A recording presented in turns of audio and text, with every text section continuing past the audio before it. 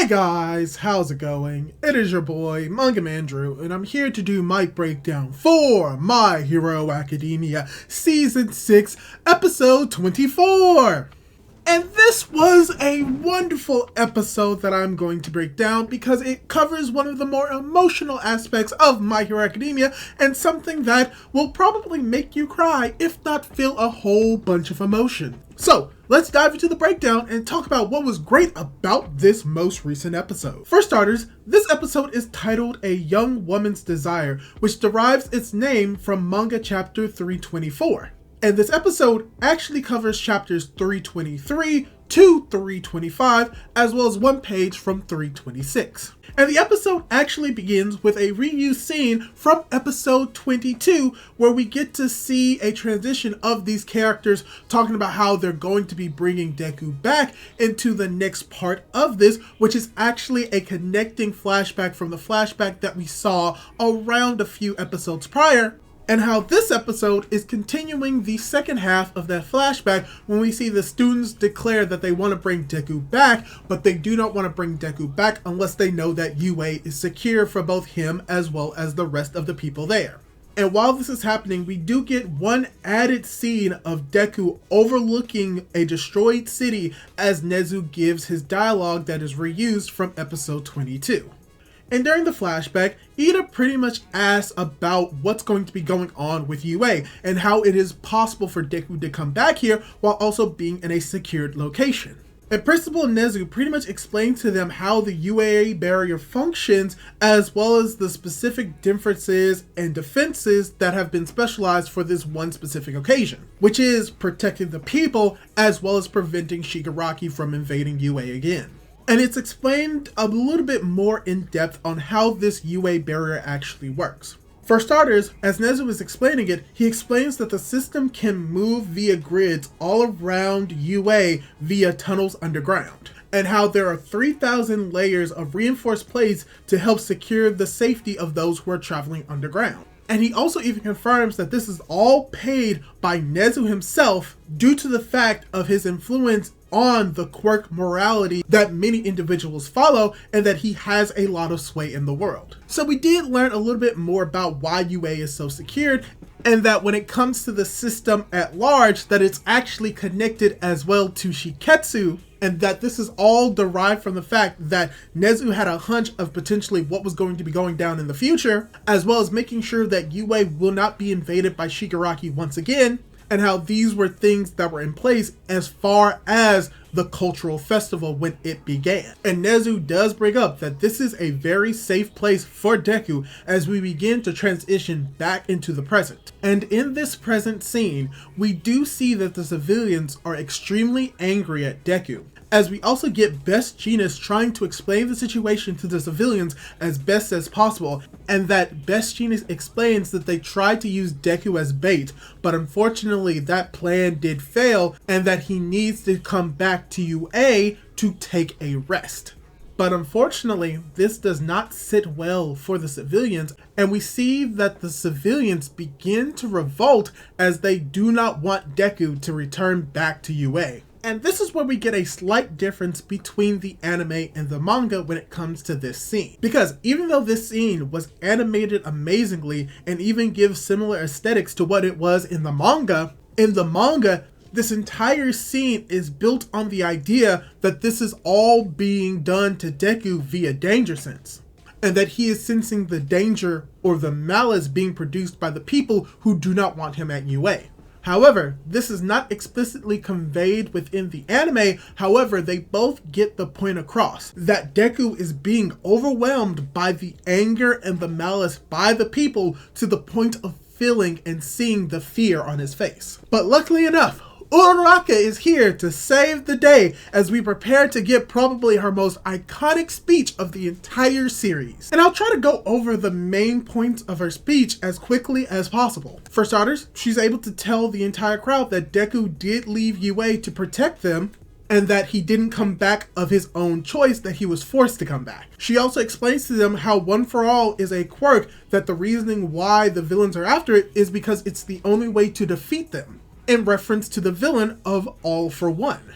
She also even emphasizes the idea that they need to look at Deku to see all of the pain and sorrow and mud and dirt that he has accumulated upon himself, to really emphasize that he is just a kid and that he is going through the rough of it all by himself. And she also explains that even though he has the special power, he himself is not special. And that's just the first part of her speech, but from that speech alone, we can really tell how much she is able to begin to convince the people why they need to put a little bit more faith and trust into Deku. And how this idea is even brought up more with Nezu about how a certain first step needs to be taken so that someone can even surpass All Might himself as being a superior hero. And from here, we actually begin to see the start of Uraraka's flashback, which is pretty much giving her a little bit more development upon her character and why she is the person that she is right now. As we also see that the people begin to take a good look at Deku, as we get the one person in the crowd who thinks to himself that the heroes want the civilians to be like him and covered in mud.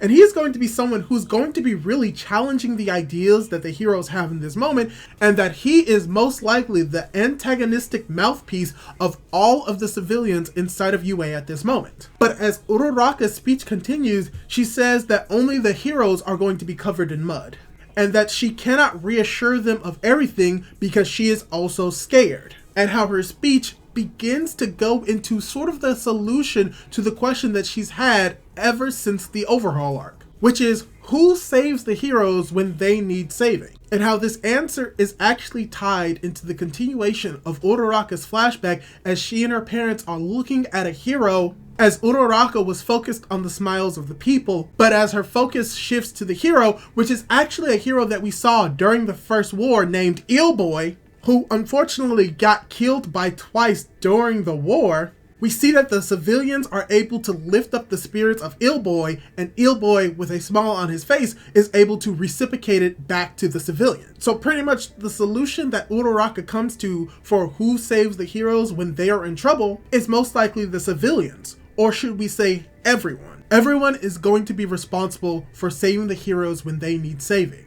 which includes both the heroes and the civilians. And that while she's giving this speech, she also remembers a slight moment of Toga, who is not smiling as she begins to hesitate, but still continues on with her speech. And we're beginning to get into the final part of her speech, which is pretty much showing how much Uraraka's voice actor in this moment is putting on the best performance possible. Because as we get some very well animated moments of Deku crying as he falls to the ground, Uraraka's speech ends with a more or less title drop of the series about how Deku needs to return to My Hero Academia, or His Hero Academia. And we see that her speech was able to reach the hearts and minds of some individuals in the crowd, as we see the giant woman and Kota going towards Deku, as we see that Nezu realizes that this is the step that needs to be taken to be able to surpass All Might. So this entire speech by Uraraka is so convincing and so well done. From the voice acting to the animation, all of it was done fantastically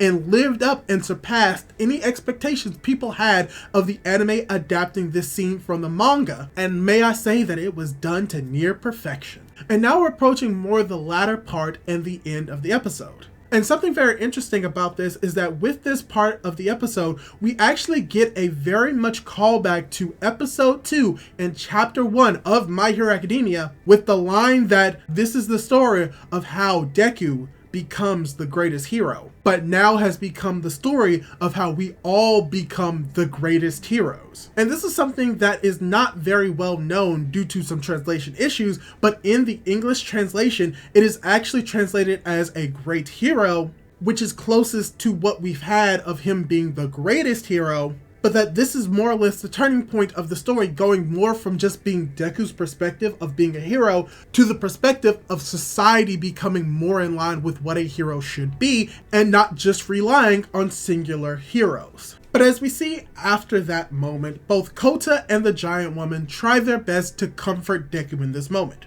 Kota is apologizing that he didn't stand up faster and that he wants to make sure that he understands that Deku is okay as well as he's okay. and that he really wants to be like Deku so everything can be fine, as we also get the giant woman being happy that she's able to thank her crybaby hero for helping her after she was turned away from other shelters before she reached UA because she is a heteromorph. And this is something that I'm glad that they kept in the series as well as in this speech, because it really ties into the idea that society has crumbled in a way where the racism and discrimination that they may have seen in the past is coming back into fruition, coming more into vogue. As we get another character that came from chapter 1 in episode 2 of My Hero Academia, the man with 3 stars on his head. And we get this man who actually, in some volume extras, does not remember Deku when he gave this speech, so that's something that we need to consider. But that he explains to everyone in the audience what Nezu was trying to say about how Deku doesn't want to stay at UA forever, and how the people need to stop being bystanders or just people in the audience, and that we more or less needs to start taking a little bit more active approach when it comes to heroism. And that this all came from the idea that they all looked up to All Might, but they lost the idea of who All Might was. Not just the symbol, but a man and a person with a soul. And this man speaking up eventually begins to convince the one antagonistic voice piece of all the civilians to finally ask whether or not Deku can help them return back to their normal lives, to which Deku does respond with a yes. And this is going to lead to one of the more interesting changes that the anime made to a double page spread in the manga that I actually like. Because we do see that Shoto, Hawks, as well as Endeavor begin to realize the progress that was made in this moment. And that how All Might connected with Deku, who connected with Class 1A, who connected with Uraka, who connected with the people, was able to lead to this moment of the heroes and the civilians becoming closer together and helping one another.